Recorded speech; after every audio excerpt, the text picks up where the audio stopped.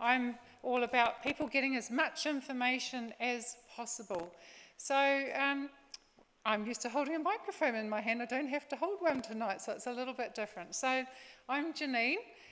So it'd be good to get a feel for who's here, just to see where you're at. So I know how many people have been following me since September of last year when I first went live with what I was doing, and it was a video with David Greenberg. So who's heard about me since about September last year? Hands up. Yep, cool, awesome. Who heard about me this week? Someone dropped off a pamphlet and I've got no idea what this is about, but I think it'll come along. Okay, so it's about half and half, so great. Well, okay, so I'm going to start my story in March 2021, and it's unbelievable, it's almost 4 years ago now. I actually lost my 23-year-old daughter. My daughter was placed under the Mental Health Act with the District Health Board, where she was forced to take a medication against her will, and ultimately she died from the complications that actually happened. So, and I actually worked for the District Health Board at that time, which made it even worse. So straight away following that, we had the investigation into her death.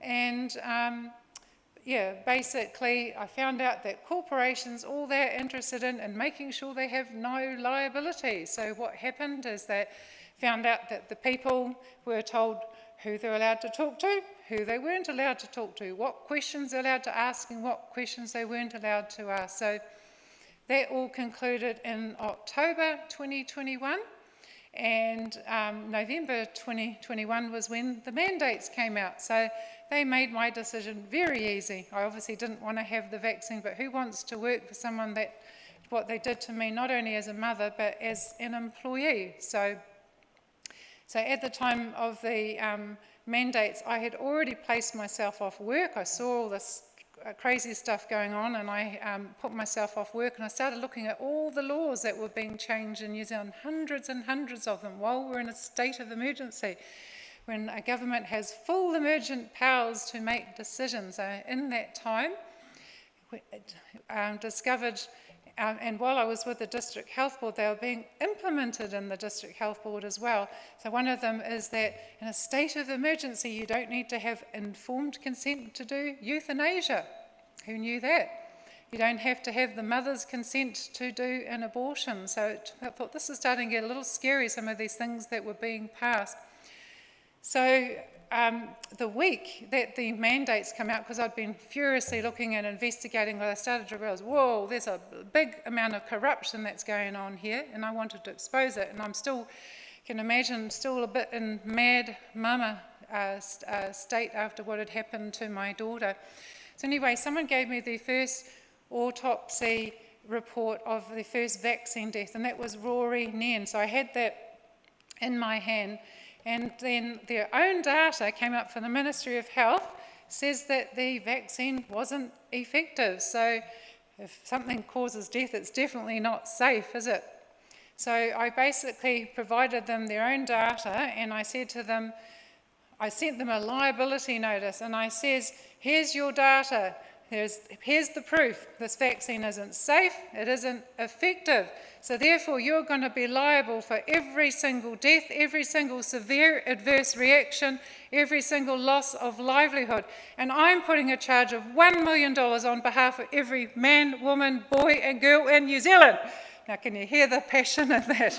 That's a mad mama. It was done with righteous justice, but because of what we had been through with our daughter, I didn't want anyone else to go what we went through.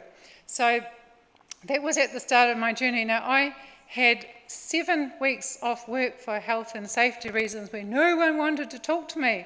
Half an hour of me sending that, the CEO contacted me. I thought, wow, that must be a really powerful document. So anyway, with this, I obviously got mandated out of my job, but the wonderful thing is I left this liability notice as a live document, which is going up in value all the time with penalties being added to it. So I knew that at some point I would get an opportunity to do something with that. So I'll just divert my story a little, and because the story that I just told you about my daughter, there's a lot of parallels with the vaccine. So what the government actually did is they put the whole country under the Mental Health Act, saying, we know what's best for you, you're going to do what we say.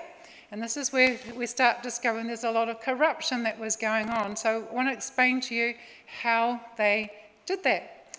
So my eldest child, Caleb, has just turned 28. So 28 years ago, after he was born, I went and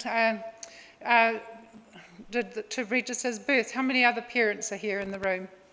So I wonder how many of you can remember when you filled out the birth registration form. And on the same line where I was writing my son's name, it says, was the child stillborn? And I thought, this is really weird. Why would they be asking that? So if I write my son's name here, am I saying he was stillborn? And it was just a really weird thing. But anyway, I thought, oh well, the government requires me to do it. There must be some good reason for this. So as we all do, we filled these things out. The next week, I got an IRD card for my son with an IRD number. And I thought, what does a newborn need with an IRD number?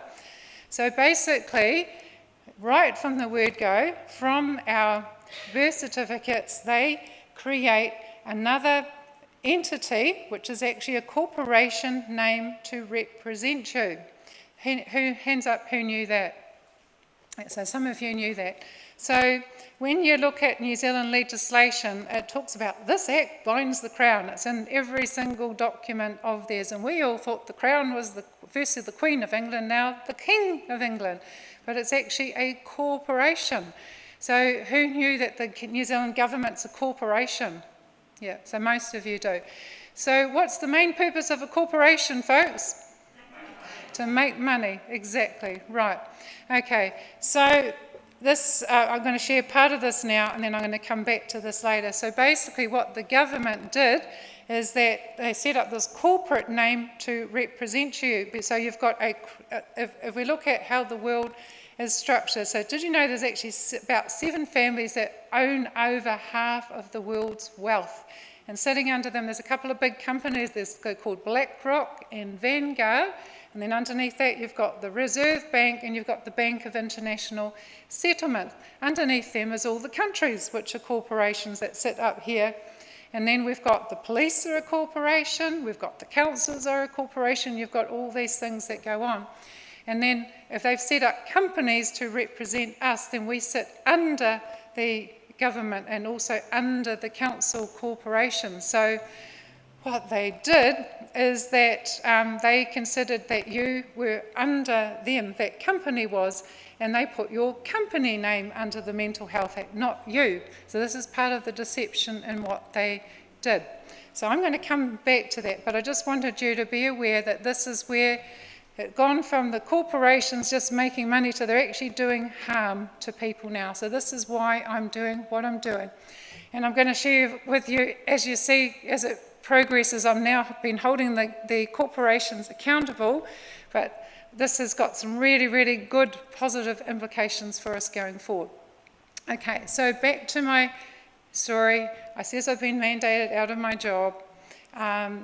Took a year off, just going through the grieving process, and then I think it was about a year later, who remembers when we heard on the news that 11,000 DHB employees got exempted from the vaccine? Who remembers when that happened? Yeah. So I thought, yay, we finally got them on something. So in New Zealand law, you're not allowed to discriminate for sex, age, gender, race, religion, but you're allowed to discriminate according to vaccination status. Now, there's something seriously wrong, isn't there, folks, when they're starting to do that? So I thought, yay, it's time to act. And now, at this time, and I definitely believe it was a God leading and inspiration, a judge came alongside me and he had a look at this liability notice that I had, and he says, wow, Janine, that was one really powerful document. I think you've got more chance than anyone else in New Zealand about getting this across the line to hold the corporations and the government accountable on behalf of everyone. So he says, you seem to be switched on, Janine, and obviously you've got passion and drive to see this through. So I'm willing to give you my time to show you the process to take this all the way through.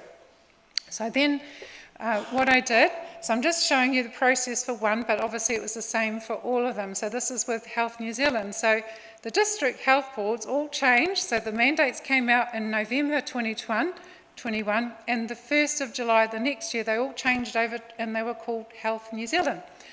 I knew 2 years ahead of time that was going to happen. So folks, they knew 2 years ahead of time what they were going to do.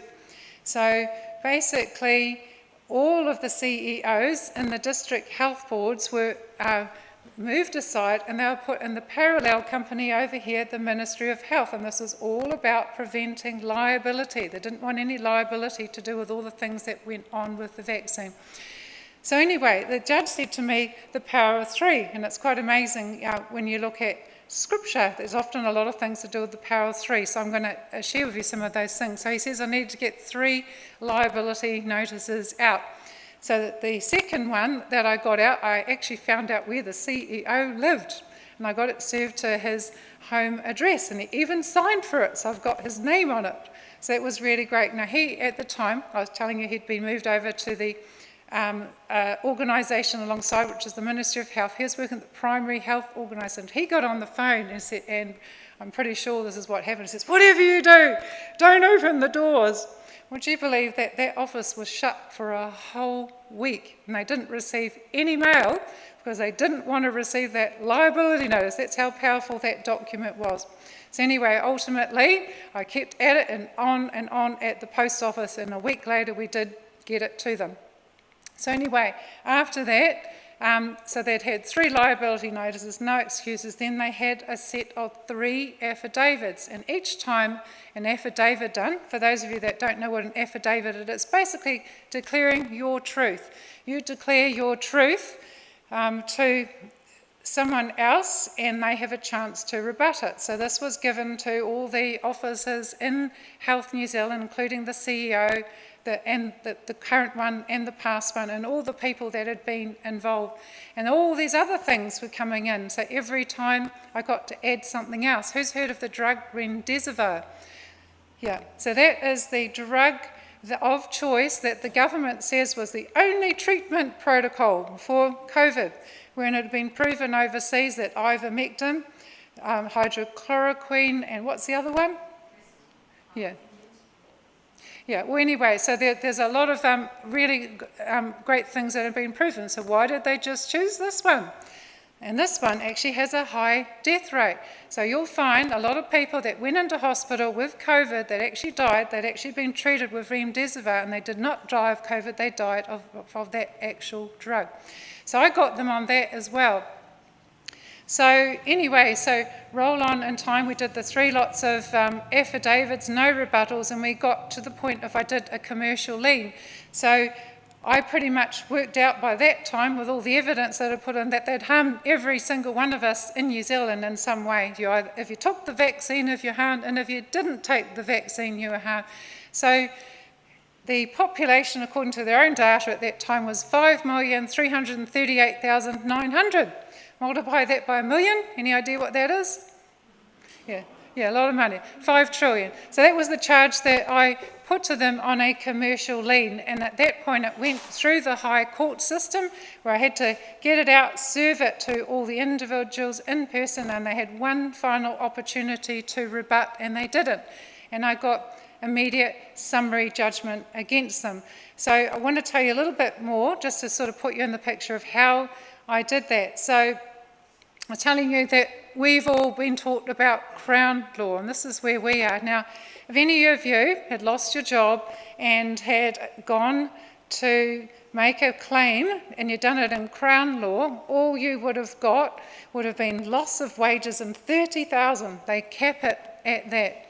So this is where the thing that we know about, but behind the scenes is all this other stuff that we knew nothing about. And above Crown laws is something that's called Admiralty law and merchant law. And this is where behind the scenes is all the money is changing places. So the judge said to me that what I need to do is I need to do my claim in Admiralty law. So that's why I could do a $1 million charge on behalf of everyone. But the really cool game changer, which is absolutely inspired by God, is that I did it in Admiralty, but I did it under God.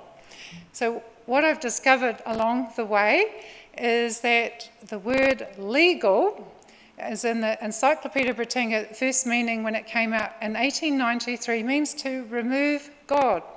So this whole system that we're in was set up by the corporations, and they had to figure out a way that they could get away with things without any liability. So they figured out, well, if we remove God, then we won't have liability or accountability. So a light started coming on for me at this point. Oh, okay, it's simple then. All we've got to do is put God back in again. So when you go to court, a lot of you will see that the judge actually has the Holy King James Bible sitting up on his desk. So the legal system, it's all about who puts forward the best argument wins. And sometimes, if you're still seen, as I says, as that name on a piece of paper, they don't even hear your side of the argument. So you go to court, you think, I've got a fantastic case, and you're absolutely sure you won, and it goes haywire. So the whole system is rigged for us to lose, folks. And hands up who's experienced going to court and they've had some of those kind of experiences. Okay. So I found that Scripture is seen as absolute, that it cannot be argued with. And this is the game changer when started to realising that the power of Scripture when we put it back in to the court system. So I started using Scriptures, and one of them starts in Genesis. In the beginning, God created men and women. Men and women created corporations. So tell me, folks, can a corporation have control over a man or woman? No. So it was as simple as that. It was putting truth back in. So that's what I started doing with them. So that was how I firstly got the claim to do with Health New Zealand. So I won. However, of course, getting the payout is very interesting, when you're dealing with big corporations. So you need to know that, they are doing everything they can to prevent liability. But what they don't know is that all the way through, that every single time they've acted with dishonour, the consequences have gone higher. So that's something that's really important for people to know. So anyway, I won the claim against Health New Zealand, and that was July 2024. So if you do it in Admiralty is all to do with ships. So this is legalese that you have no idea about. So a corporation is actually another word for a ship in their language. So in other words, because I'd won against them, I was able to take over and be commander of the ship. So this is where the term commander. So when I became commander, it wasn't over the people, but over the corporation. So from that day, I have had the ability to hold them accountable and making decisions. Now, I don't know whether any of you remember that pretty much that same day Chris Luxon announced in the media, we need to have someone new in charge of Health New Zealand, and he appointed Lester Levy. So what that was about is he wanted to silence my voice in the media. But anyway, this is the stuff that people don't know, is behind the scenes I was giving them orders and instructions, and every time they were in dishonour, the consequences have got higher. And then as a result, it's brought in all the other corporations. So if you look at it, this is where I believe I follow God, that all things work together for good. So anyway, so each time they've been in dishonour, something else has happened as a result. So I discovered along the way that they have actually made us debt slaves. So I'm going to explain what I mean with that. So I was just going to see if I can pull out a piece of paper here. I'll pull one of these out. So hands up, who is a property owner here? Most people? Yep. Hands up, who would like to be a property owner? Yes. So that's something we're all working towards. So when we all bought our property, we all thought that we were buying the land. So I don't know whether you folks remember, probably some of older folks here, that when we bought a car way back, you used to be given the ownership papers, and it would be Joe Blogg's name on it, and he sold it to John Smith, and then you'd see all the previous owners. Well, it's the same back with the land deed titles as well. So did you know that the government holds all the car ownership papers, and you have a registered license to use your car? They actually own your car, and this is how the police can take your car. And unfortunately, they've done the same thing with our land. So when you buy your property, what you've actually bought is a license to occupy. So you get given a piece of paper which has got some geographical marks on, and that's what you own, according to the government. So I've been showing people processes of what you can do, because it was all done through forward and receipt, where you claim the land that you live on so that you are protected. So that's one of the things that we have been doing. But one of the things, because they have been holding on to the land, that they have been lending against your land. Who knew that they've been lending against your land? Yeah, this is where it gets really horrific. So under the Crown corporations, there's one that's called the New Zealand Local Government Funding Agency Limited. Now, all the councils sit under that. So about 2 years ago, they signed an agreement that basically that if they default on their loan, that they can go after the guarantors. So you know who the guarantors are? The ratepayers, yep. So who's heard of Agenda 2030? So some of you have. So this is things that have been implemented through the World Economic Forum, the World Health Organization, and the United Nations. Basically, it says in 2030 that they will own nothing. So everything started getting in place for full private property takeover in New Zealand. So I realised, okay, well, we need to hold all the government corporations accountable to stop this from happening. So I went after the whole lot for making us debt slaves. So that's inland revenue. Obviously, there's the Ministry of Health, there's the police. We've got the Ministry of Foreign Affairs. I sometimes lose track of them, but there's about 20 of them. There's actually 3 government corporations, at least that I know of. Who knows? They've got so many hidden things, but one of them is a really big name. I'll see if I can remember what it is. It's the Sovereign and Right of New Zealand, trading through the Secretary of the Ministry of Foreign Affairs and Trade. So that's one of their names. And do you want to know who the Secretary of the Ministry of Foreign Affairs and Trade is? Yeah, his name is Bede Corey. And do you want to know what his title is? His Excellency. Yeah, so does that give you a little bit of indication of someone that might be having a little bit of power and authority in our country? So yeah, and did you vote him in? Did you elect him in? No, you didn't. So there's lots of things like this that are going on. So anyway, so it started in July 2024, and then I brought in all of those corporations. There's a process when you do liens that you have to, if you do things in honour, you have to give them 90 days to pay out. So I put the liens, which was basically the $5 million, on behalf of all of them, where I won the summary judgment firstly in July, but I had to see out the 90 days, and because they were in default, it started out going up 10% per week. And so I can't remember what it was up to, but I think it might have got to maybe about 20 trillion at that time when they were all in default. But the really cool thing is once I'd won against all of the corporations, that I was actually able to put our land back under the jurisdiction of God.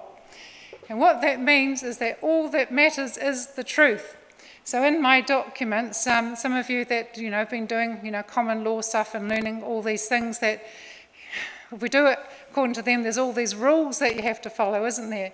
So I put on the top of my documents a disclaimer that all the words in there is what's known to us, common people, from the Oxford Dictionary of English, and any hidden meanings were to be discounted, says, and they've been eclipsed. So basically, what I've actually been working on, because I took down the High Court as well, is collapsing their whole legal system. So in doing it in their own world, which is through commercially. So basically, they were all made insolvent on the 18th of December. So I managed to bring the councils in as well, and that was in October. So firstly, the parent companies already had the debt that was loaded against them, and so the councils, I was able to charge one for putting fluoride in the water. And remember, I've been able to put a $1 million charge of harm on behalf of every man, woman, boy and girl. So I had to work out for each of your areas how many people there were. So if we're here in Masterton, what's your population here? About 18,000, yep. So that came to an 18 billion, I think, dollar charge for that. And then we also put a charge on making you the guarantors on their own loan without your knowledge or your permission. I think that would be a bit important to load that one as well. So basically, so let's say it was a $36 billion charge that was put on them, which they had to make immediate payment, or if they didn't, they were made insolvent. So basically, as a result of that, I've been holding all of the ministers and all of the CEOs accountable. So some of you that knew when I started this, the thing that I went public with is that I was going after Chris Luxon and I'd put a lien against him in that. So, and he'd sold 2 of his properties in the 2 weeks leading up to the lien. Well, put it this way, on paper he says it was in the 2 weeks up to the lien, if it did get done after the date. So, you know, he might have been panicking a little there. So anyway, but the most important thing, people, that when you make someone insolvent or bankrupt, they are not able to hold a position. So the big part of what I've been doing is holding them liable commercially, which is in their world, but now they do not have authority to make any decisions. So therefore, anything that Chris Luxon is doing, he does not have the authority to do it.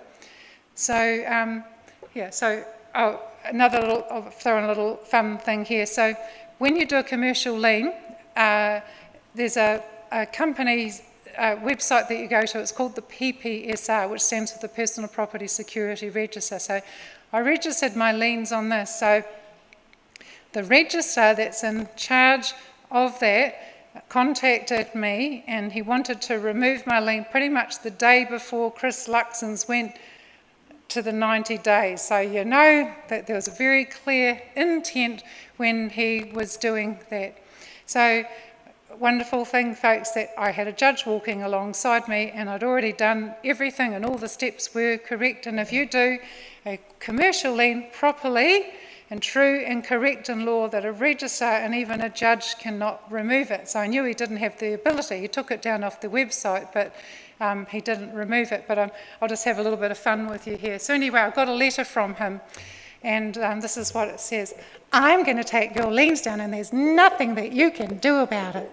And if you want to do something, you can take me to the High Court. So there. So it was really quite a pathetic, childish letter. So do you want to know what my response back was? I am the High Court. Yeah. So I thought, well, he's just given me a brilliant opportunity. Now we're in the jurisdiction of God Almighty. We need a court. So great. And he was the first person that I made insolvent. So at this point in time, and when you make someone insolvent, you have to appoint someone to manage that insolvency. And I'm the person in charge. And at this point in time, I have on paper taken his position. And then I'm going to go back to, so in Tauranga, the Tauranga High Court, this is the registrar that I was dealing with there, who absolutely just about pleaded with me to change the jurisdiction, because he just obviously, doing it under God's jurisdiction was beyond him. But anyway, whenever he would see me, he would literally go white and start shaking and stuttering. So this is why I'm saying he wouldn't be doing that unless what I was doing was true and lawful intent. So anyway, he got made insolvent recently because he wouldn't step back into honour, and they have actually had to remove him from the court. So this is the registrar from the Tauranga High Court. So he has actually, they know, he's actually been removed from position. But anyway, he is the registrar, but he's also the sheriff. So as the statutory manager, I had to step into the role of registrar and sheriff. So guess what sheriffs can do? Arrests. So I'm having a bit of fun with you about this, but at the same time, this is all very serious, what they've been doing to the people. But basically, I have full lawful right to set a court up which is under God Almighty. I'm going to talk to you and tell you the difference between the legal system and doing something under God, where all that matters is the truth. So I'm just working out how many people were here. Let's say we've got 60 people here. Now, we're all leaving tonight. We go outside and we all witness a murder out there. In the legal system, that person could plead not guilty and they would get off on a technicality or something like that. But how many witnesses have we got here? We've got 60 witnesses. So do you think it's already established as truth? So do we need to go for the charade of going through a court hearing? No, exactly. So this pleading business is absolute nonsense when there is hard proof of a crime. So then if it's done in God's jurisdiction, it would go to court sentencing, which the people, the witnesses and the victim's family would have input into. So something I've discovered, and I do go back to looking at the scriptures, that if you do it in God's jurisdiction, that there's always a path of remedy and restorative justice. So in other words, you come up with a way for the person to own the harm that they've done and to work on undoing it. So obviously, the bigger the crime, the bigger the path of restoration. But one of our people that is working alongside me, he was in the police force for 20 years in the youth justice section and in a restorative justice, and he says that this approach that stops 90% of reoffending. So wouldn't that be a much better way to do things? Like a young one steals something, they have to sit down, they have to face and front up to the victim and see how it felt for the victim, and then they have to make amends. So I'm saying this will be really exciting when we can start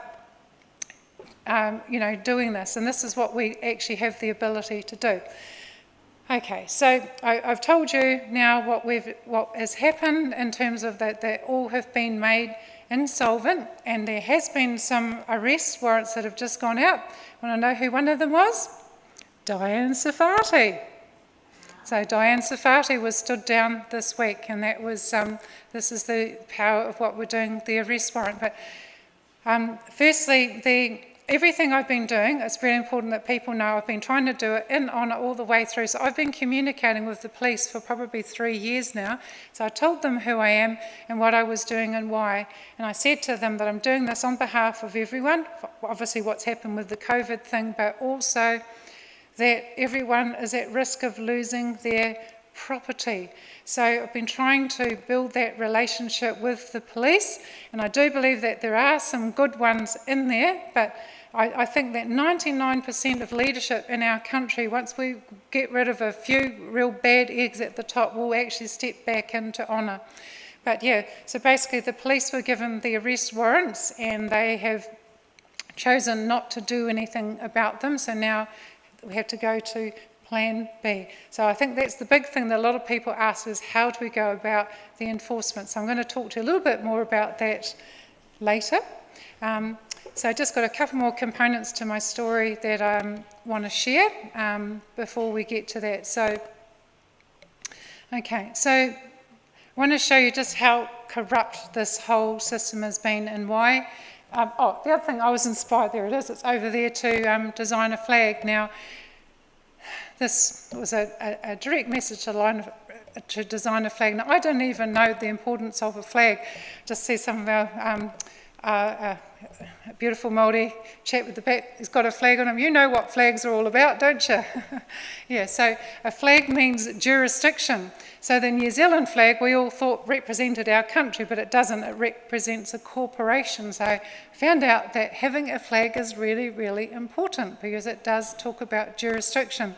And the wonderful thing about this flag, so a lot of you will know about the whakaputanga flag, is that they pretty much stand for the same thing. So the whakaputanga is about Atua, our God, and about Araha. So these flags can fly alongside each other. So flags that represent the people are powerful flags. We're just trying to move away from corporation control. So I just wanted people to know that, this flag is a very powerful flag. But I want to explain a couple of things to you. I can't actually go over to my flag, but I'll just explain it to you here of why I designed it this way. So you can see a picture of a lion there. And firstly, I wanted a picture that had a beautiful face with wisdom and authority, but also compassion, because that's representing the Son of God, and that's how I view him.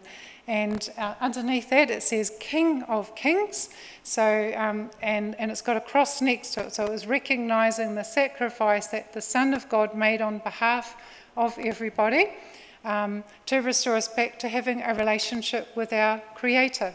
And then under that it says love our Creator God and love our neighbour as ourselves.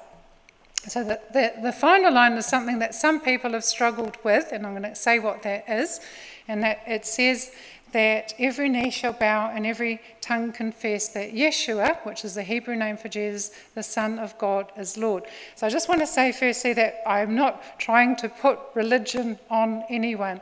I am trying to give freedom to everyone. So some of you might not recognize the name of Yeshua, but if we come back where I told you that the 7 families in the world that hold over half of the world's wealth, those people are actually active, practicing Satanists with an evil agenda behind them. And I tell you what, they know the name of Yeshua. So this battle that we're in is not just physical that we're dealing with, it's spiritual. And so to me, it was really, really important to acknowledge our Creator. I believe that we have a loving Creator that left a bit inside us that he intended to fill himself, where we can experience his love, his joy, his peace, and have purpose in our life. So I want to give you a picture of some of the things that they've been doing to try and rob us. So obviously they've been robbing us financially. So they've told us that there's scarcity, and if there's scarcity, you've got to compete, don't you? But there's actually plenty of money out there, and I'm going to tell you about how much is out there. So another missing piece of the puzzle that I found out is to do with the Waitangi National Trust Board. So we've just had the February the 6th in the last week, so who knows that week there's this envelope that changes hands, and where it's given over to a few Māori people who put it into their bank account, but it actually doesn't get to the people, and that was actually signing in the corporation government every year. So there's a few people that have been bought off, and they haven't been acting in the best interests of the people. So anyway, they were held to account, and a couple of important things. So the Waitangi National Trust Board, when you get in, it's an act 1932 to 1933 that you can look up in the New Zealand legislation. And just remember, this is being videoed, and if you want this information afterwards, I can get it to you. But you look in that, and it says that unit trusts have been set up for every single inhabitant. So they're calling us inhabitants. Who's heard about the Sereke V Trust? So some of you, so don't get too worried about that word, but back in 1932, they set up a unit trust to represent every single one of us, where they were trading, don't get too hung up in it, but they were trading behind the scenes with this, and it's all to do with the birth certificate. So then we've got to figure out who are the inhabitants of this, and there's another act that sits alongside it, and this is called the Waitangi National Endowment Act, and that's 1932. And in that, it talks about this piece of land at the Bay of Islands, and it's like about 1,000 acres, and we think, oh, it's got nothing to do with me. And then you look at another part, and then it says, and all land adjacent and joining. And guess what? That means the whole world.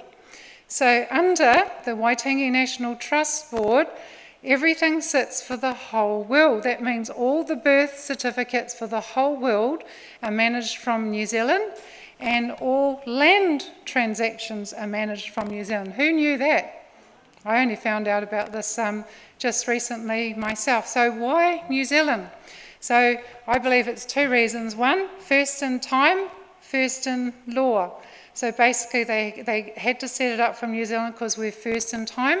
And I believe the second thing is that the Māori people were the last indigenous tribe to be signed on with the corporations. And this is why there's been a lot of bribery that goes on behind the scenes, because they've had to keep in alignment with them to keep this system going. And it's just been very, very unfortunate that sometimes people do get bribed for money. So anyway, we're about holding them all accountable. So anyone here's got a family trust or knows how trusts operate? Okay, so under a trust, you have the beneficiary. So that's who the trust is supposed to be set up to benefit. Hands up if you've been benefiting from this trust that's set up for you. No, not many people at all. Okay, do you want to know what the insolvency value of your trust is? 230 million each. So this is how much money has been sitting in these trusts. So we have a team of people who are negotiating with the Bank of International Settlements to get pay up not only for New Zealand but for the whole world. So, you know, I think they'll be very reluctant to pay out the 230, but it's going to play out. It'll be interesting to see how it pays out, but I'm absolutely no, we are going to be getting some money and it's going to be divided up equally between the people. So that's pretty exciting. Yeah. Okay. So anyway, so yeah. Yeah.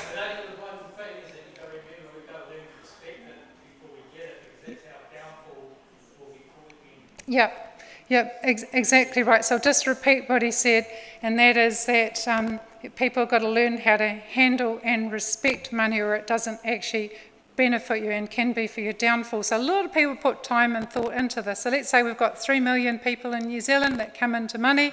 They haven't got a home. A $500,000 house could turn into a $10 million house overnight. So you have to put measures in place that keep property values capped and inflation capped.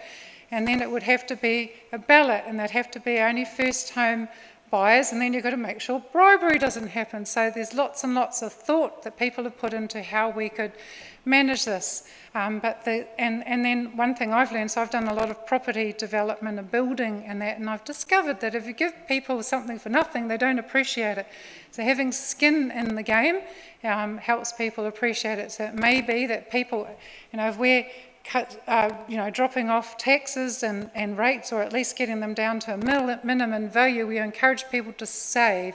That if you save 5% and then, you know, come into the rest because they've put something in, it makes them appreciate it more. But anyway, later on tonight, you guys can actually talk about some of these things, how, we can start implementing some of these things. But I want to come back to the vaccine, because I think this is really, really important to help you understand some of the things that have been going on. So we all know that mRNA was put into the vaccine. Now, mRNA, they actually did have it out, and then they took it off the internet, where there was research articles that say it does change human DNA.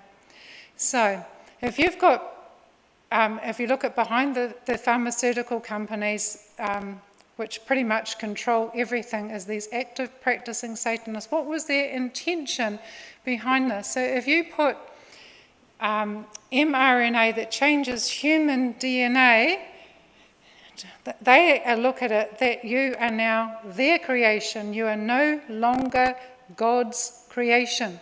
This is the absolute corruption in what they have done. So therefore, if you are their creation, you are seen as their property.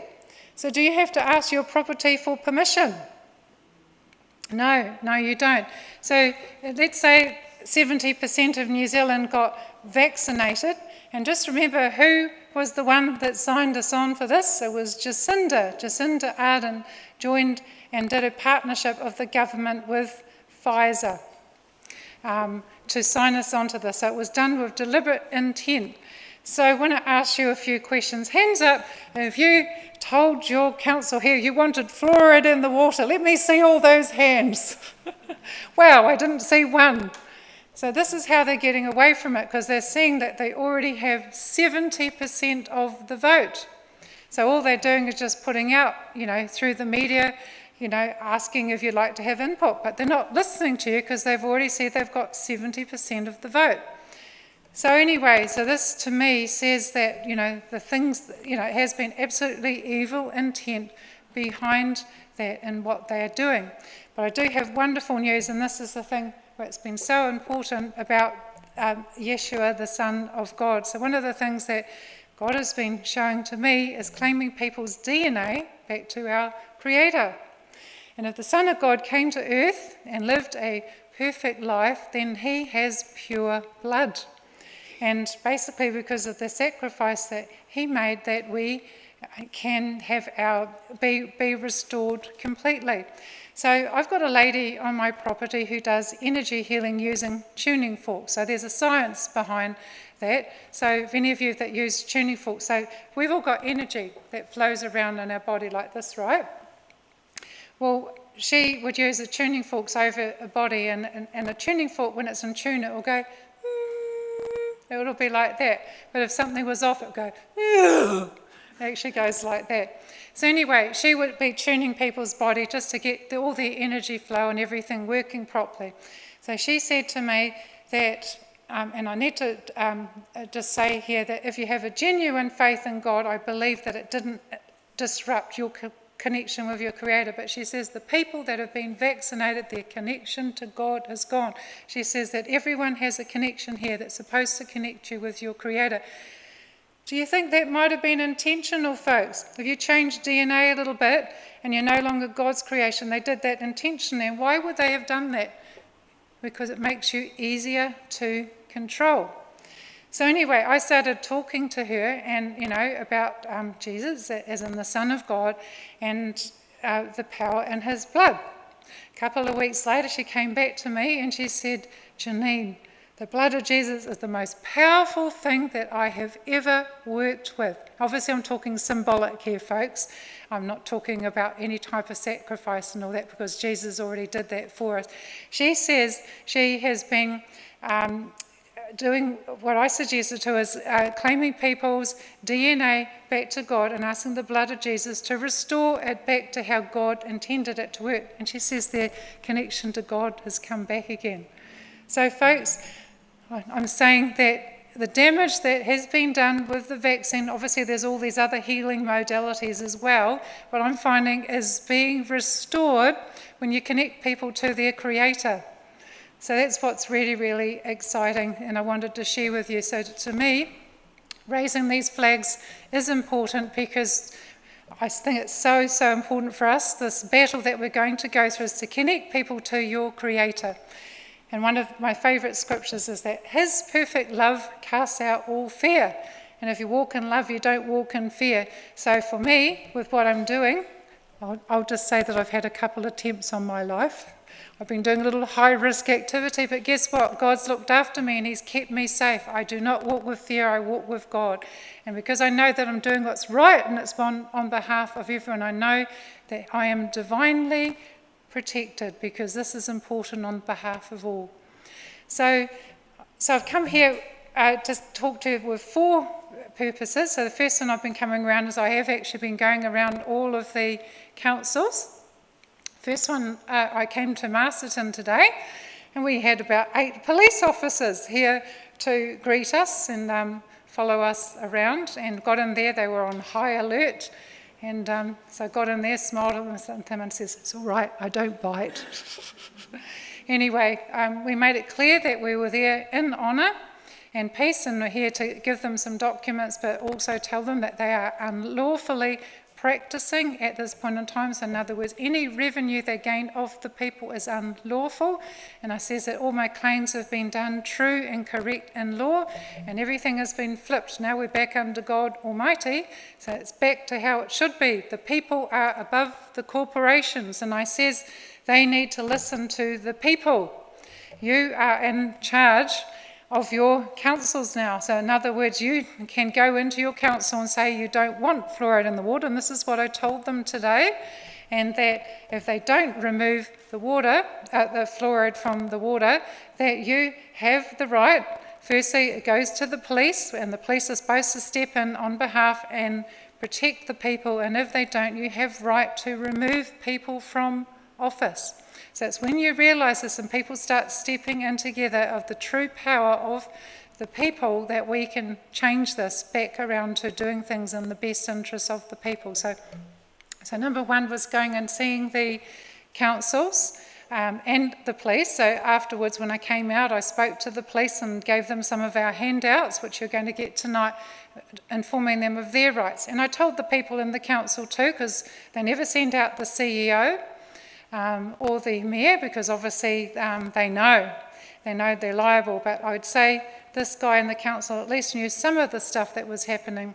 So one of the things I says that, his property is put at risk as well as ours, and that's the thing that you get that connection with him over that. But I was talking to him about the amount of money laundering that's happening through the councils, where they're pulling down perfectly good buildings, putting out other ones and charging them out 10 to 100 times their value. And where's all this money going? So they're lending on your land, building these buildings and doing money laundering. So I called them out on that, and also to do with all the fraudulent charges, and I could tell he knew exactly. So it's amazing when you start, some of them don't, some of them get quite shocked, but this guy knew. So I basically says, no, you have been informed that everything, I says all the notices had gone out, they'd gone out to Chris Luxon on behalf to get out to everyone. They'd gone to the High Court of New Zealand. They'd found out Hauraki District Council was actually the head office. None of us knew that. It's amazing when you start looking back at law and legislation. And they'd also gone out in the post and email. So this is their 6th copy. So they had absolutely no excuses. So that was first thing. And the second thing, these flags are going to be raised, and I've just had some arrive from China, which is really exciting.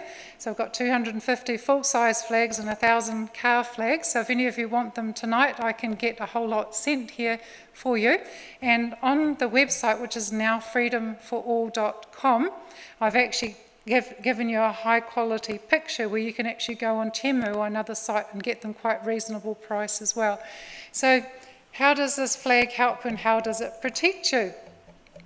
Well, basically, we're now in the jurisdiction of God Almighty, where all that matters is the truth.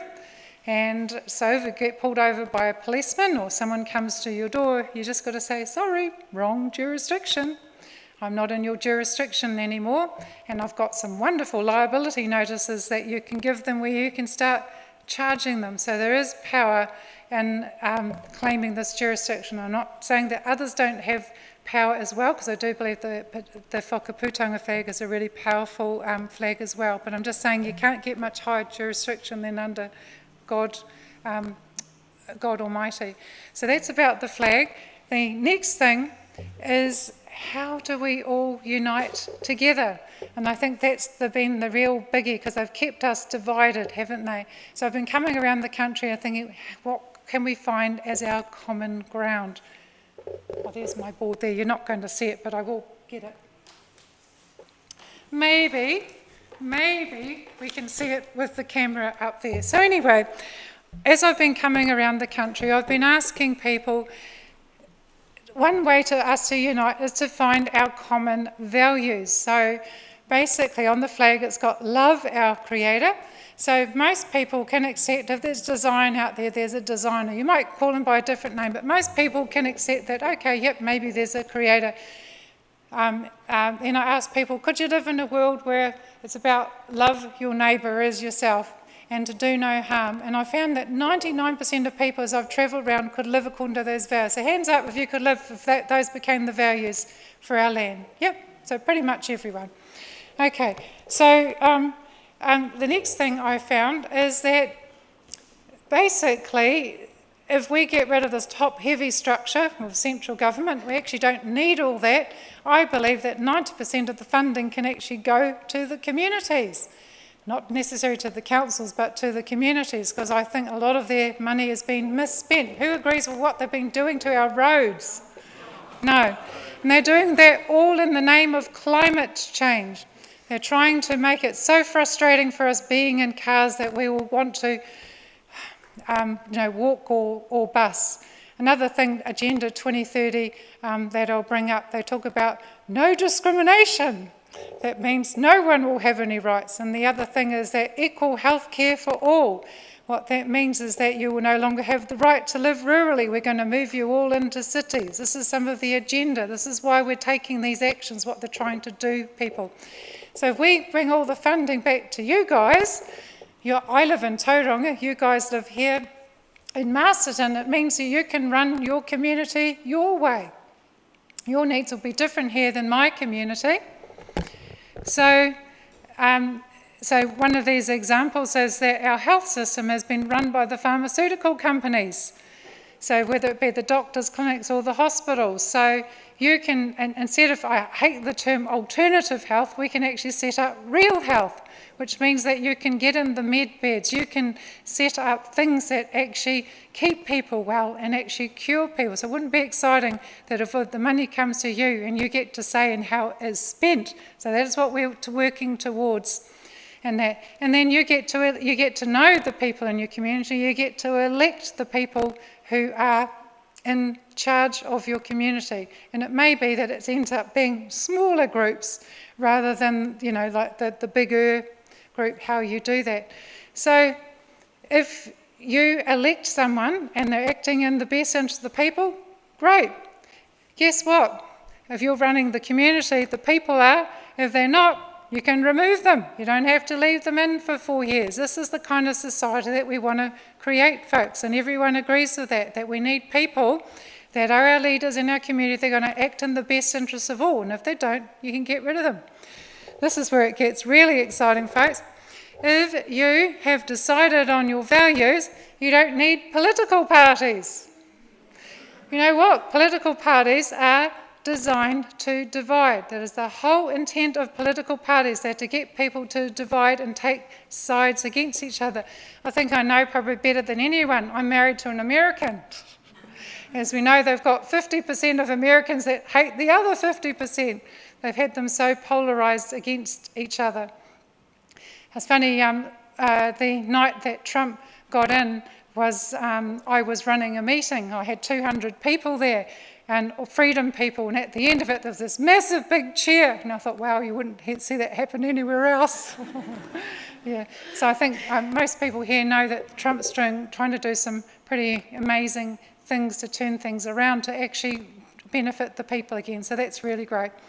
So folks, when you see that there are some things we can do to join and unite. So not only, I've been trying to go around all the groups, I've been having beautiful opportunity getting around different, hapu groups in the country where I've been gaining a lot of, mana and support, and they can see that what I am doing is in the best interest of people, which is wonderful. But yeah, it's time for us all to unite because every single one of us has been harmed. So anyway, so that's something exciting for you. That's only if we all get out and do the work. That's how big for the New Zealand people not do the work. And that way, at that local level, we all have to do our job. That's where we fail. Yeah. If I could get 4 people to come up and grab some handouts that we're going to hand out, and if someone would mind get the microphone from the back. We've got it. Fantastic. So when people do want to say something, we will be coming into question time shortly. We can hand around the microphone just to make sure everyone can hear, and we can also get it on the video as well. But people can come and take these from me. Yep. Just take some.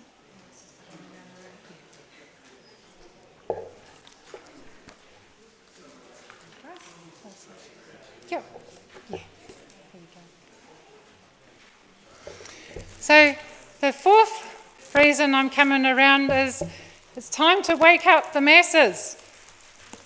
So I tried to come out with some ways that we could do this, but do it in a gentler manner. So who knows when you started figuring out what was going on, that it was really overwhelming when you found out, it's when you realise some of the things that are going on. So trying to do it in a way that helps people get what is going on, but at the same time gives people hope.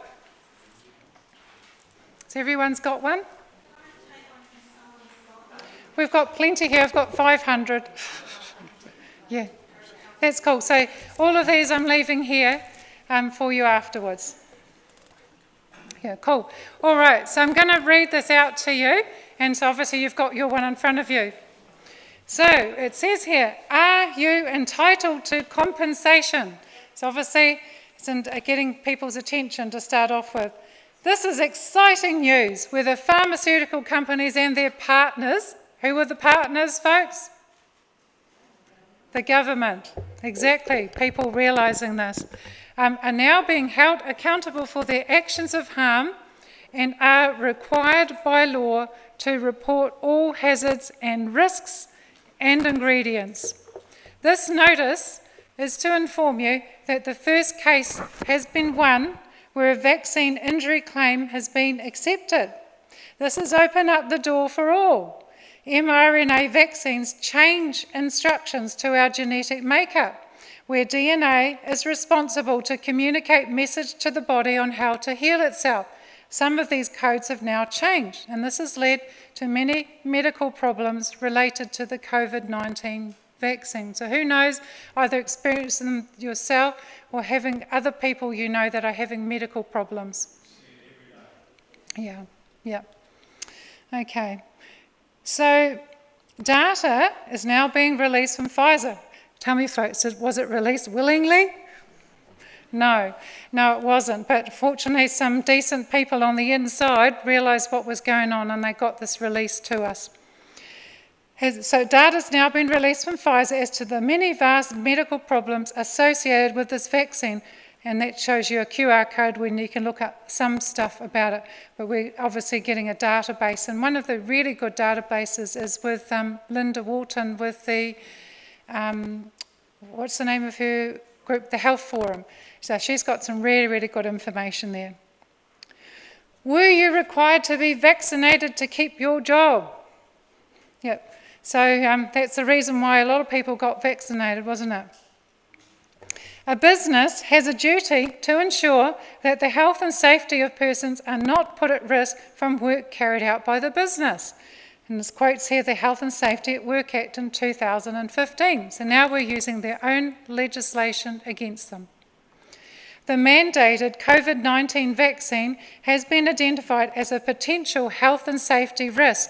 All employers have a duty to provide information and training to past as well as present employees of the exposure and potential harm to the persons put at risk. It is a criminal offence to not train employees of exposure to risk. Do you think employers will start getting a little bit worried now? Yeah, so that's another place where it is in one of the acts. Employers are required to provide workers the opportunity to have a thorough medical examination. Employees can claim expenses and compensation to undo any harm that has been caused by this exposure.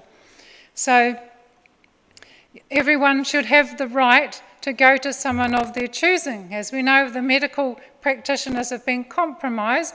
There are some good ones that are aware of what's going on and will, confirm whether your issues that you're having are likely to be related back to that.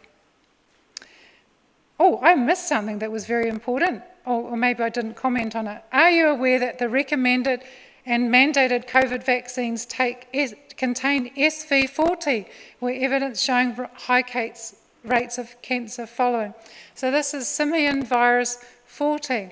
So for decades now, they have been injecting this stuff into rats and mice for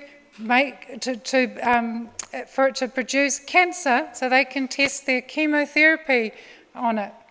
So this is the extent what they're doing, folks. It was deliberate and intentional putting this in the vaccine, and a lot of people have been developing turbo cancers since the vaccines. Okay. This is where it gets real exciting, folks, the bit down the bottom in the shaded bit. The medical board is also required to inform all medical practitioners of these health and safety hazards, where all medical practitioners are now required to inform every one of their patients of exposure to these hazards, where all practitioners will face criminal liability if they do not inform all patients. So basically, I have a liability notice on the medical board, on the disciplinary tribunals and all licensing board at the moment, notifying that all health professionals and all patients have to be informed, and they've got till the 24th of this month, and if they don't, they've all been made insolvent and will be up on criminal charges. So it's making it that this is serious, folks. Yeah, cool.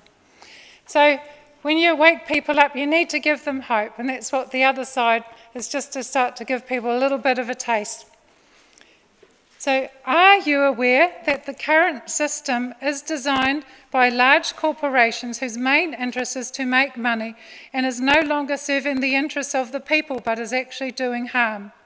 Did you know that the New Zealand government is a corporation controlled by other corporations, and the way they've controlled is by keeping everyone in debt and using fear and bullying? I think we've all experienced a lot of that in the last few years, haven't we? Yeah. Our system is broken, but there is a solution. A new system is now in place that is about protecting life, freedom, and security of all people. The jurisdiction of our land has now changed from being under the corporations to back under God Almighty, where fraud, theft, deceit, and lies are no longer tolerated. The values for all are love God, love your neighbour as yourself, and do no harm. There's no longer need for political parties, as individuals will be elected to positions based on character and removed from position for poor character if not able to act in the best interests of all. Local communities will run themselves, with all people having a say in his or her own community.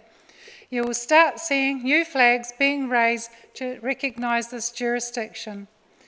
And then there's the website there, which is the one that I have set up, nowfreedomforall.com. And then it talks about the gene technology bill. Is this new gene technology bill being pushed to try and cover up actions of harm to prevent the liability of the government and pharmaceutical and food companies? Well, it's not just going forward, folks. If they say that they don't need to give us information about what's in our food and drugs, they don't need to give it for the past stuff as well. This is why they're trying to get away with, the exposure of everything coming out that was in the vaccine. Obviously, I'm talking to a lot of people here who know that there are other agendas on top of that, but this is getting the message out. But I'll tell you something good, folks. So Diane Safadi's gone. I'm actually sitting in the position of Director Health in Law, and the Judge, Fred, is sitting as the Attorney General, who is Judith Collins. So Judith Collins actually is supposed to sign off all laws in New Zealand. So between Fred and I, we have basically, in law, abolished the gene technology bill and also the fluoride. But obviously it's the enforcement now. So this is the thing that people realising. So everything is changing in law, folks, but we've just got to get rid of the, obviously the bullies and the evil.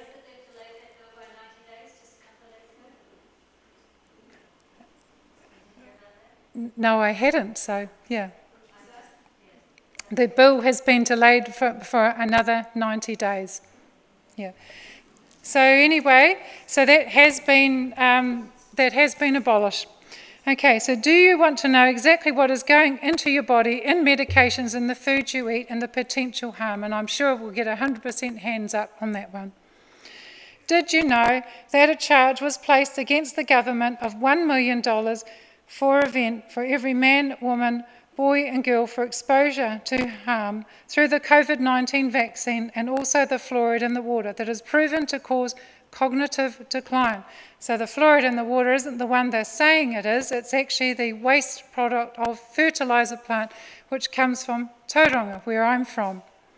plus for making the people debt slaves or being liable for their corporation debt through fraud and deceit. This claim was not rebutted by any of the government corporations through the High Court and became a true claim in law. And as no payment was made, all of the Crown and Council corporations have been made insolvent. The time is now for the people to claim back their independence and set up a system that's designed in their best interest. So what do you think, folks? Yeah. Cool. Awesome. So basically, I've only got 500 here. So if you've got 18,000 people here, I guess that would be maybe about 8,000 homes, something like that here. Yeah. So if you could get one of these in every letterbox, just imagine, people now, they start getting this information. It's getting it to the employers. It's getting it in to the doctors' clinics. It's getting it out to wherever you can, and obviously through social media as well. So those are the main formal things that I wanted to talk about. So what I'd love to do now, just to end the formality with a prayer, and then we're going to go into questions. So yes, you do have a chance to ask questions. And one of the things that I do need to mention is there's two things actually. One, because everything was made insolvent, that we were able to, and this is on paper in law, put all the assets of the council and the Crown Corporation in trust on behalf of all the people being the beneficiaries, but obviously that excludes anyone that's doing harm. So in other words, you actually have lawful right of claim of all of the assets, and this was to make sure, firstly, to protect your property and to protect all of the assets from being sold off, because that's what they're trying to do. They're trying to sell off all the assets. So with this, at this point in time, Fred and I, the judge, are sitting there as the trustees of that, where we are acting in the best interest of the people. But if you set anything up, you always got to have protection in place. So we've got a trust protector sitting above us. In other words, if Fred or I go off course, we can get rid of us as well. So it's really, really important. As you know, absolute power can corrupt absolutely. You've got to make sure you have protection in place. The other question people have been asking, well, what if something happens to you? Well, I think that I have thought a little bit about that because I'm doing such high-risk activity. So you need to know I've got all my affairs in order, and in my will and everything that I have been doing, that I have at least, if something happens to me, I've got 5 people to step in, and they've all got 5 people, and so on and so on. So in all my law documents that I've done, I say there's no point taking me out because it can't be stopped. What has been started cannot be stopped, because this is about the people. And so even though it's done in law, I'm coming to see you to say the baton has been passed to you, because now it's back to the people. All your rights have been fully restored in law. And so now we are making sure that they all know that. So I'm just going to end the formal part with a prayer, and then we'll open up to questions. So if you've got a question, pop your hand up, and Hans will bring the microphone round to you. So anyway, thank you, our beautiful, loving Creator, that you brought everyone here tonight.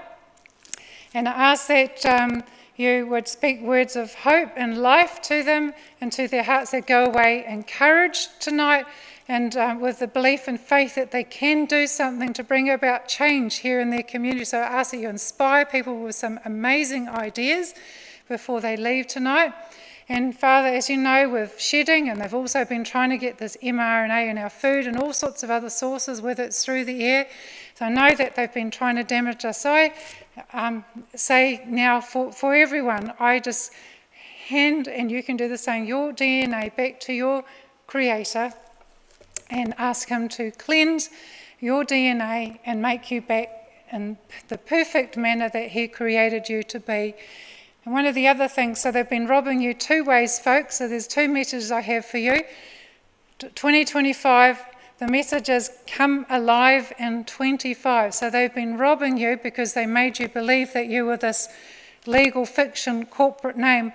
In law, you're now coming alive from that. But they've tried to keep you spiritually separated from your Creator. So I'm saying that your Creator absolutely wants to connect with you, and that He is available for you to discover, and that most amazing thing, connecting with your Creator. And then if you wanted to know a little bit more how to do that later. But anyway, so thank you, Lord, that everyone here can connect with you and discover the life and the fullness that you intended us to have, which is love, joy, peace, and purpose. I pray everyone here would know what their purpose is, that they would have a new purpose from today. Thank you, Lord. Amen. Awesome. Wonderful. So if you want to pop your hand up, and Hans will bring the microphone. I'll just stay up here because then you can hear me on the microphone. Just beside you there, Hans.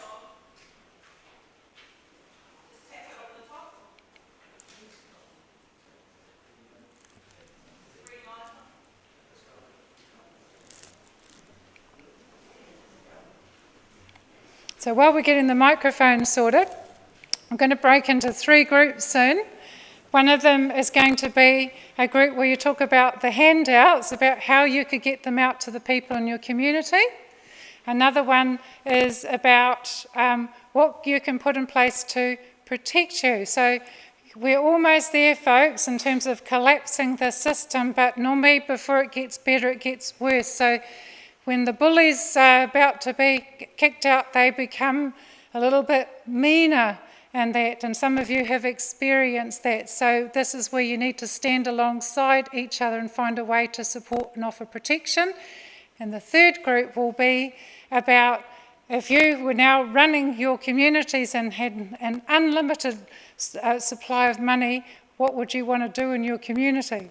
So I just give you those ideas to think about while we go into questions. Okay. Hi, I'm Mandy. I was a palliative nurse here in the Wairarapa. My job was terminated at the DHB because they didn't like my personal opinions, and that was before the COVID vaccine was rolled out. So I had a private Facebook page of 84 people. It grew to 200 apparently through that's what the court made it out, and this stuff got out, and apparently I harmed a lot of people, which was absolute rubbish. But what I want to know is, because I've just been through High Court, we're appealing it, it's just costing like thousands, like we stand to lose everything, like, you know, our home, everything. They keep lying about the evidence. I mean, they've twisted it so much that it's like, you know, we don't know whether we're coming or going some days. And I've got a High Court lawyer in Auckland, he's a Christian, and Ian Bassett, and he's doing it pro bono, so we've been really blessed, like God's taken care of us. But what I want to know is, with the information that they're already holding on to and are using that, can it be changed, like can it be sort of reversed with this, what you're talking about, you know? Could it? Yeah, well basically the whole legal system is actually fraudulent. And everything that they're doing. So if you look at, when I told you the word legal means to remove God, you could pretty much say it means fraud.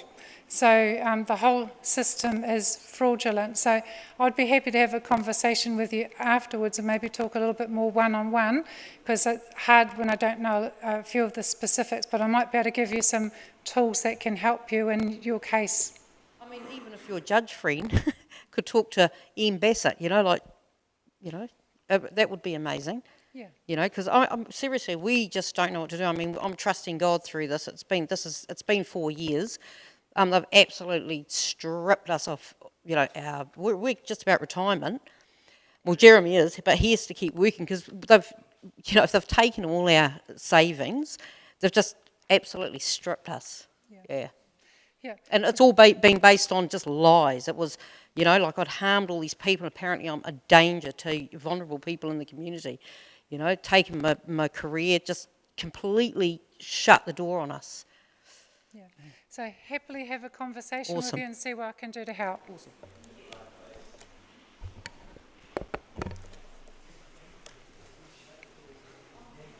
Hi.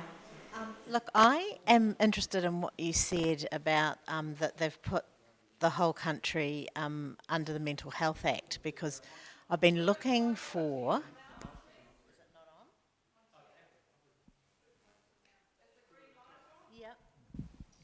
Test. Okay. I'm interested in where you said that the whole country has been put under the Mental Health Act, because I've been looking for the mechanism that has been that by which they've been able to do this. I mean, the work of Catherine Watt tends to suggest it's come out of the United States, legislative changes in the United States that's basically put every citizen in the world under as a potential enemy combatant. But I'm interested in, is there a paper trail, or what's led you to believe that that's actually happened? One, I have worked in mental health. Two, my daughter was in the mental health system, and I saw absolutely clearly that is what they have done. So one, in a state of emergency, the government have full emergent powers, but remember, it's over your legal fiction names, not over you. So they had full emergent powers to place everyone under the Mental Health Act in a state of emergency. And I one day we're going to find the paperwork trail that supports that. But yeah, I'm 99.99999% sure that that is what they have done in the situation. And then they used, being in a state of emergency.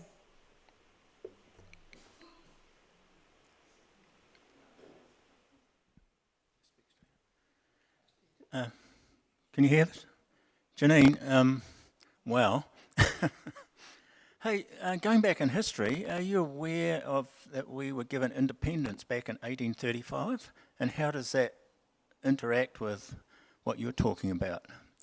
Men with guns came in 1836 when the king died back then, and the British Crown declared they owned all of the country. I mean, that's why Hone Hika cut down the flagpole, because they put up a false flag, which wasn't the original flag, which was the George Cross in the left-hand corner with a black, primray, which was a land flag. The one that's flying actually has a white primray, and that is the Admiralty flag. Can you cast any light on that? Okay. Yeah, I've had a lot of people spend time with me and talk about, what did happen around that time. So ultimately, that what we're working on now is that everyone's rights were taken away, whether it be now, whether it be the past. We're working on restoring everyone's rights. So to me, I'm trying to work on the here and now, and working on, yes, we can work on, righting the wrongs of the past, but we've got to stop what's happening now. So I think a lot of people are spending so much time looking backwards rather than dealing with the here and now. So that's why I'm focusing on the now. If we turn this around for everybody, yeah.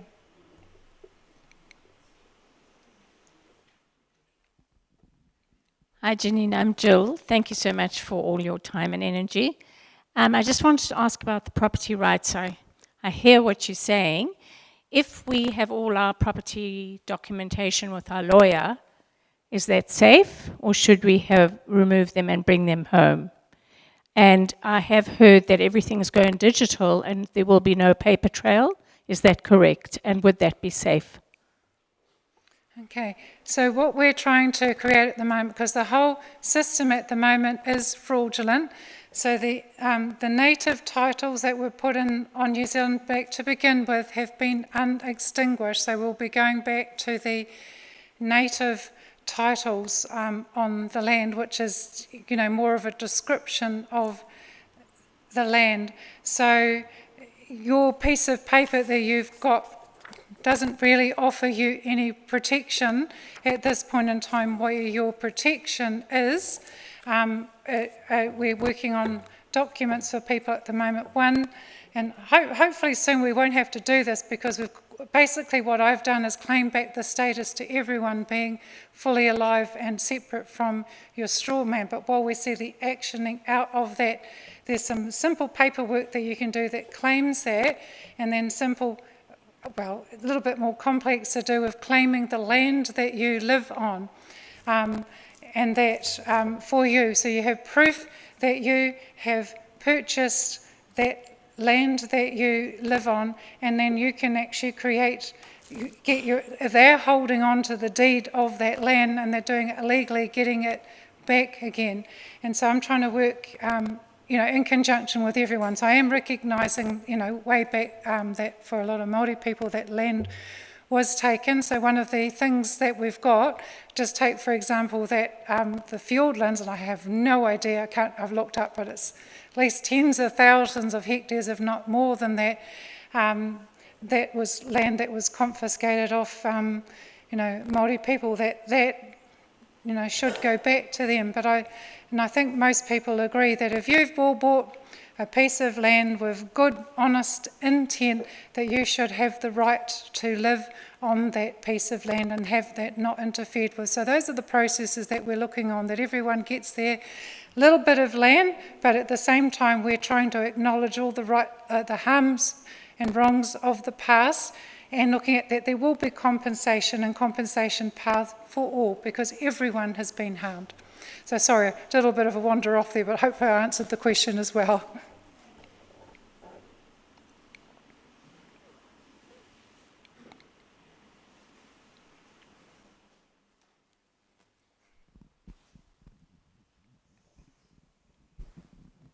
Hello, Janine. Just a question about the land. Not everybody owns a place. Not everybody is renting a place.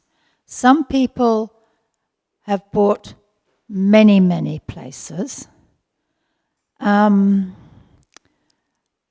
It's really more complicated than, most of the people in this room own some land, and we will make sure that we have that. It's going to be incredibly complicated, isn't it? So my question is,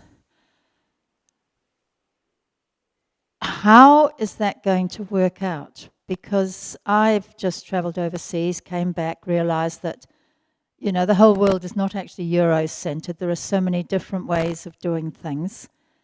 And I'm thinking to myself, of the people I know who don't own land and who have been shuffled around, how are they going to get their share of, what we all deserve, what we all should have? It's going to be, how will we organise that?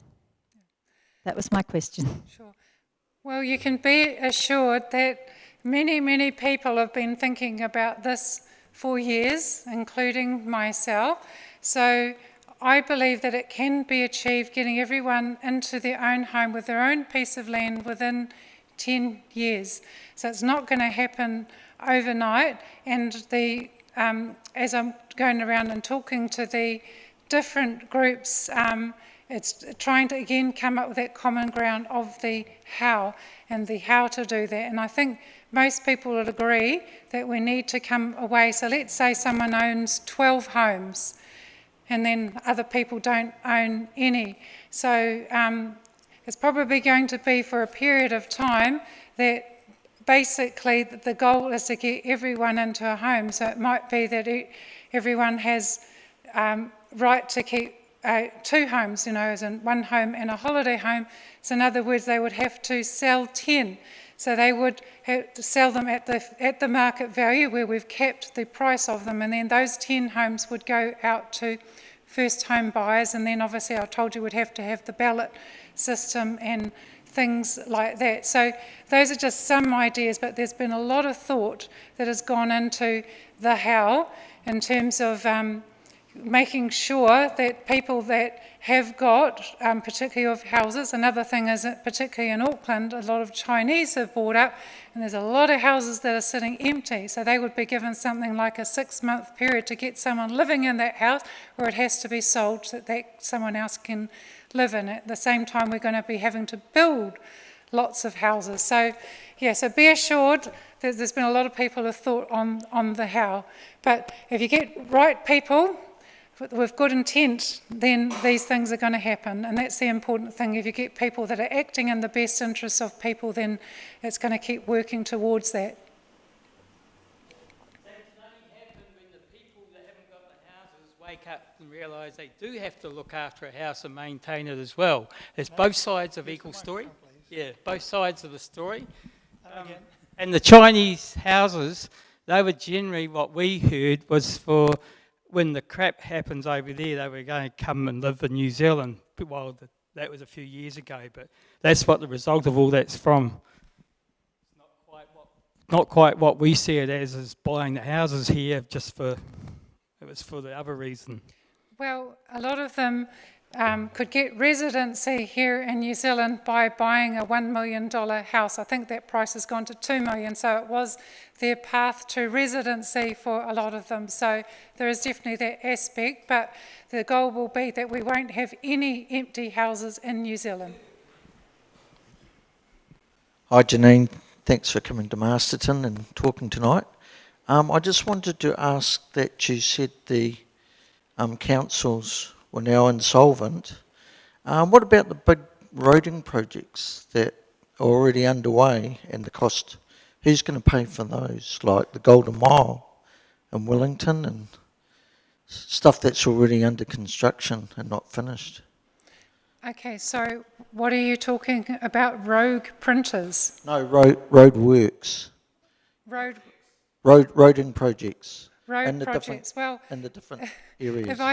If I have my way, I'll be abolishing all of them.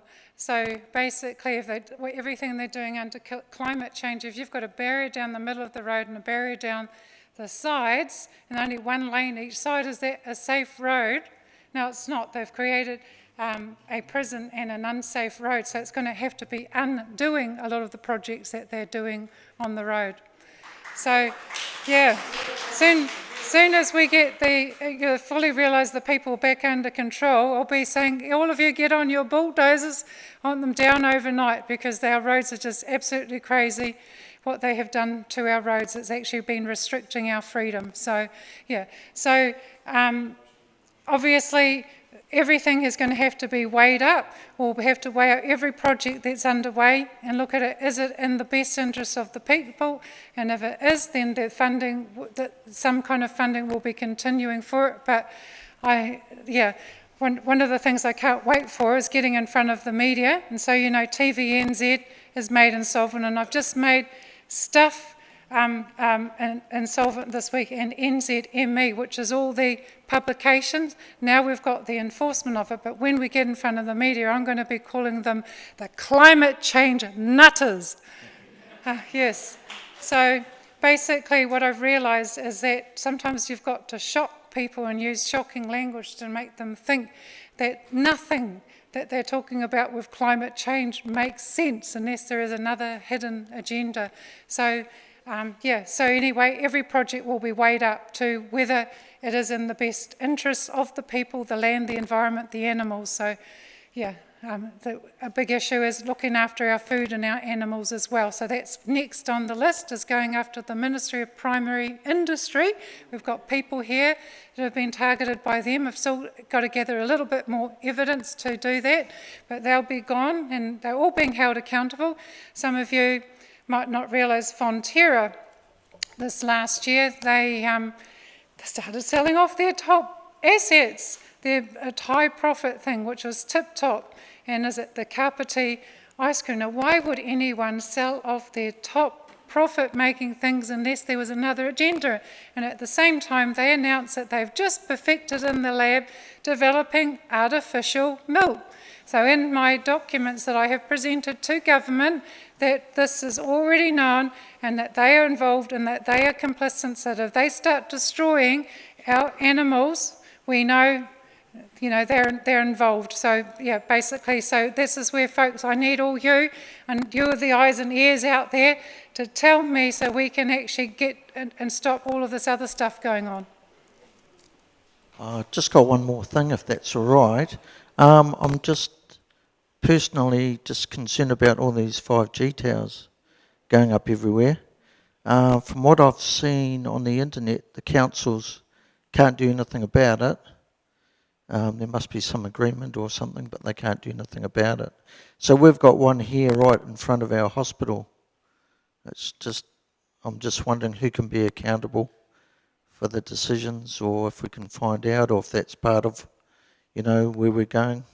Yeah. With So, your... yes, the 5G towers will be dealt with, but it's just a timing factor. As we know, Trump's been doing some amazing things overseas, and once he starts, making some headway in that, we can probably do that. But someone did tell me that there's a part down the bottom of them that is highly flammable, and that just to be very careful around it, that if you accidentally lit a match, the whole thing would go. So, yes, yeah. And you don't want to go near them, because if you go directly under them, which a friend of ours did, he ended up with a splitting headache for over a day, instantly, virtually. And he was from farming side. Yeah. Yeah. So I believe we're coming to a time in the very near future where you're going to be able to get rid of all these barriers on the road and all the humps and all the crazy stuff, and at the same time it will be taking down all of the cameras and, well, you have to decide which ones you want to keep, because there may be some that you want to keep, but yeah, and the 5G towers, but we're waiting. We do it in the perfect time, and we can do it all together and we can celebrate.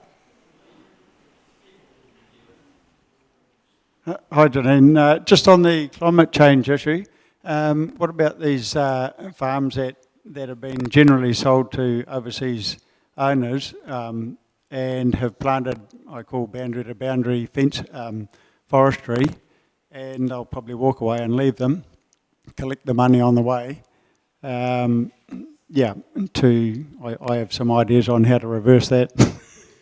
And as well with windmills, farms and solar panel farms being horrendous issues.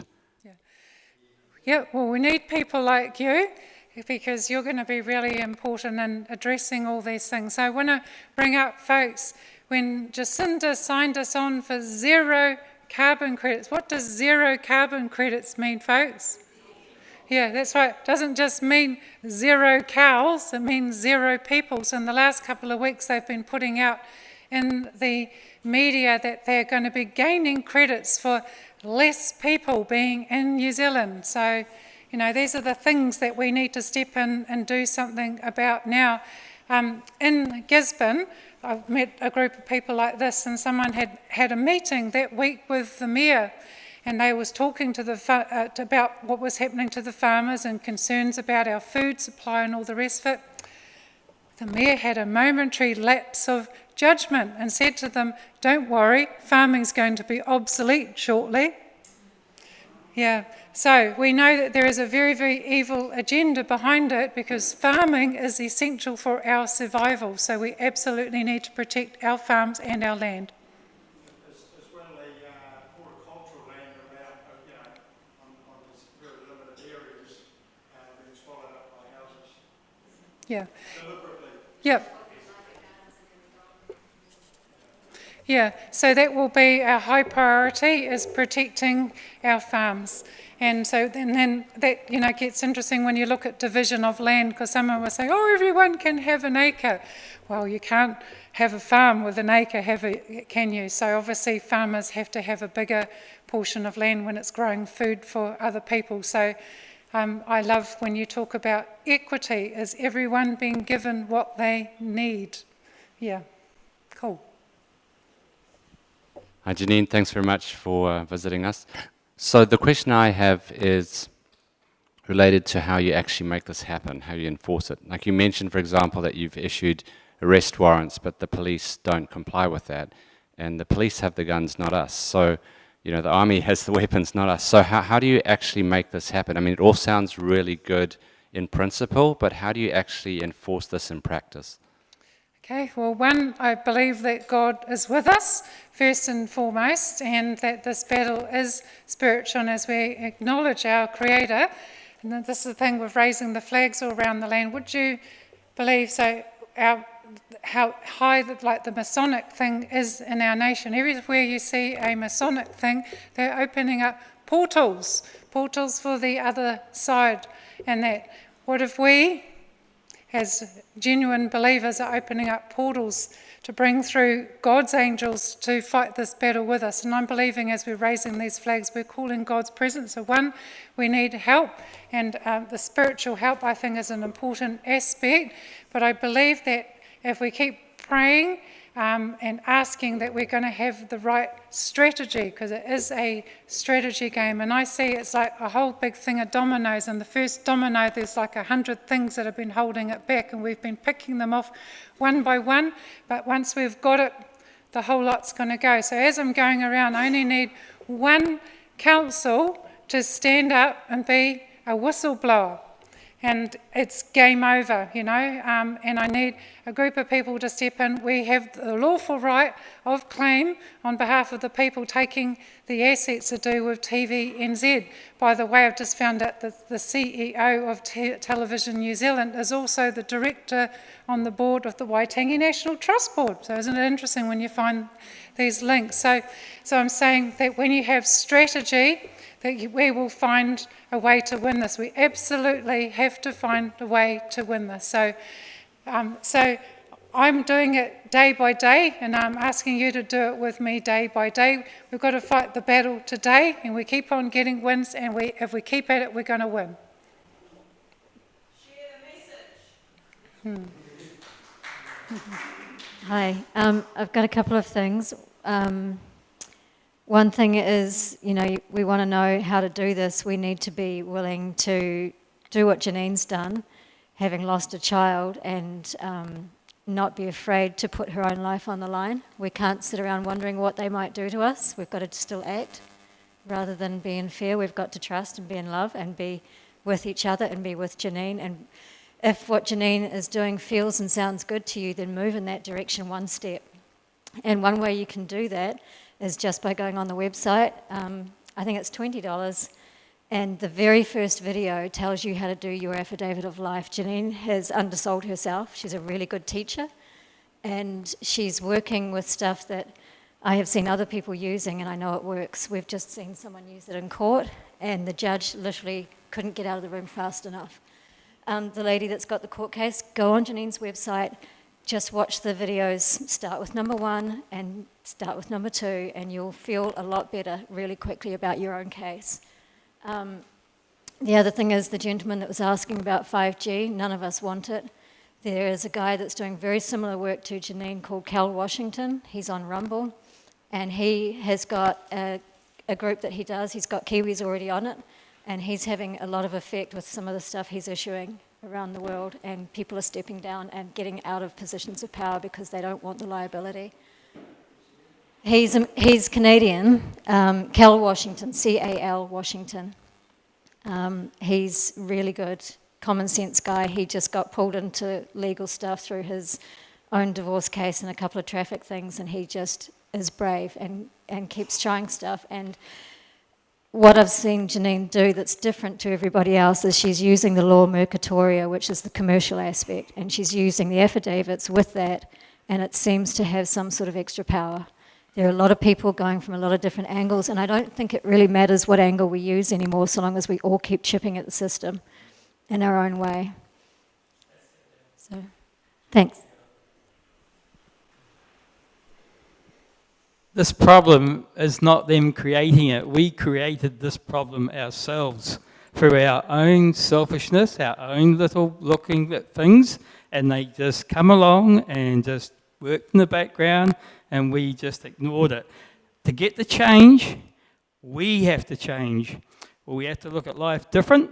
We have to view everything differently, and that's hard for a lot of people to do, because sometimes it means you might have to go without or drop some friends or whatever, because you have got to realise the biggest waking up point is realising that you are supporting the corruption along the way, unknowingly. And that is the change that you've got to make. The other stuff doesn't matter about what you get back from it. It's meaningless. It'll come what's supposed to come. But if you don't do that change, it will never come. It's basically about it.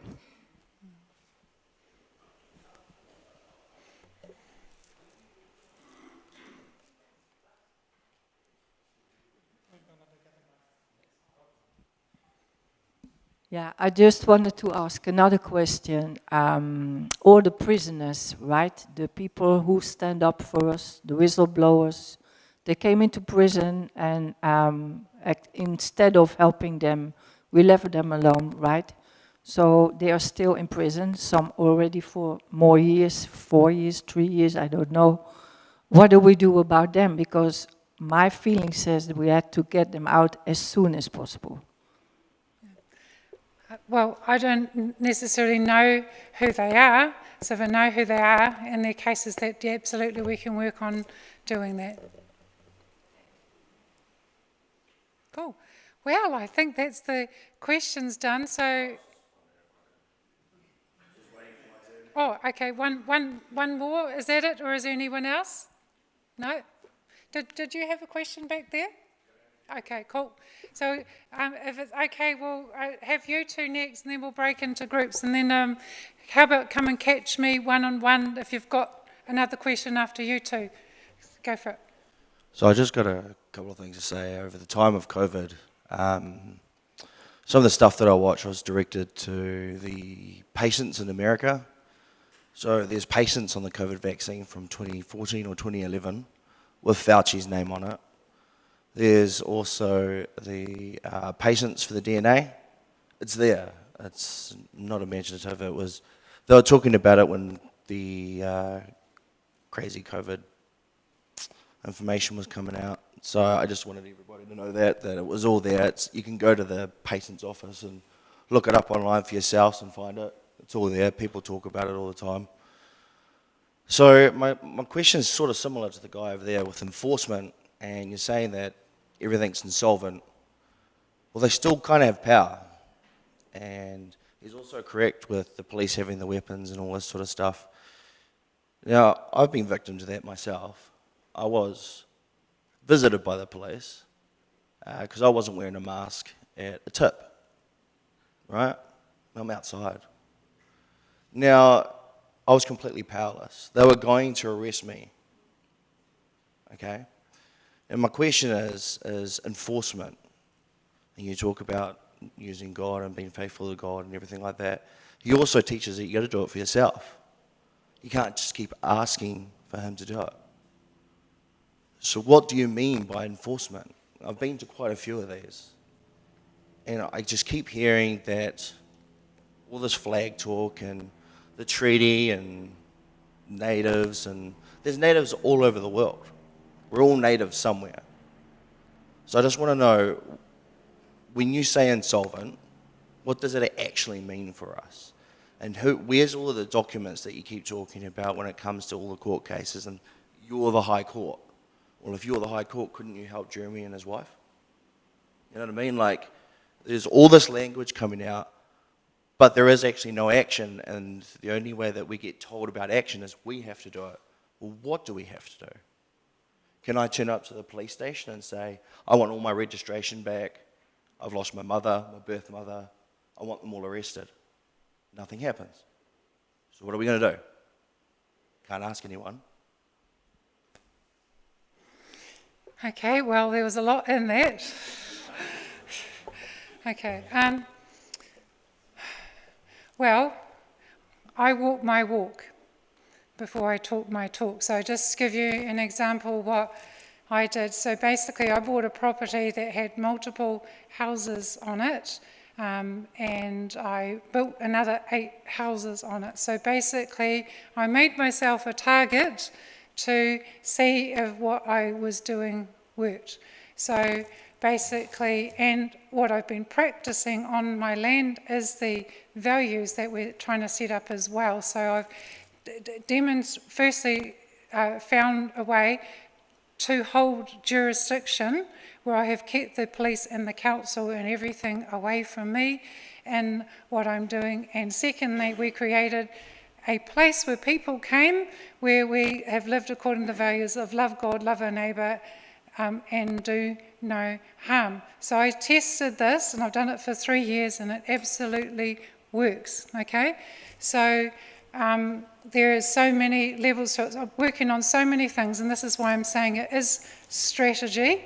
So I'm working on having contact with someone this week that was after the 10,000 signatures that was originally was going to be with the Home Guard, where then they were going to step in on behalf of the people. So that is one of the next strategies, is if we can get 10,000 people signed up, then we will get military support on behalf of the people. So that is one of the strategies that is being worked on. Unfortunately, the head of the Home Guard at this point in time is unstable and not acting in the best interests of the people, so they're a little bit in flux at the moment because they were step 2, where I'm supposed to step in, so I am working with some of those people there. The other thing that people don't know is that Fred, the judge, has actually been part of the White Hats, who has been in regular communication with the administration of the Trump team. So Trump has been following absolutely everything that I've been doing. He's saying that everything I've been doing is true and correct in law. What was the first thing Trump did when he got in, folks? He put the land back under God. So he realised he's been following what's been going on here in New Zealand, and you realised that was step 1. Now, he has been told that I'm going around New Zealand, and that if we have an issue of enforcement, he has been requested to assist. So I'm taking this very, very seriously. I wouldn't be going around the country if I didn't believe in what I've been doing, if I didn't believe in the people, and if I didn't believe we were going to find the strategies to win this. I understand that, but there's a paper trail, right? There is a paper trail. Yes, all you've got to do is go on the public notice board. I've put up just about everything there. The only things that I have taken down, I've taken things down before the High Court process, and the reason for that is you don't have to follow the same process as me. You don't have to do 3 liability notices, you don't have to do 3 affidavits and all the rest. I've simplified the process. So people that have been coming on my website, I'm showing them it's 1 affidavit, 1 liability notice because of the process that I've done. I've simplified it, so there's no point me putting that up there and then making people do all this extra work. Go on the public notice board, absolutely everything is there. I have done everything with transparency from day 1. Nothing has been hidden. You go on the public notice board and you'll find it. What's the public notice board? Is Public it a notices, website, or is yes. it Facebook, or is it Yes. TikTok, or is it, what is it? Publicnoticesnz.com.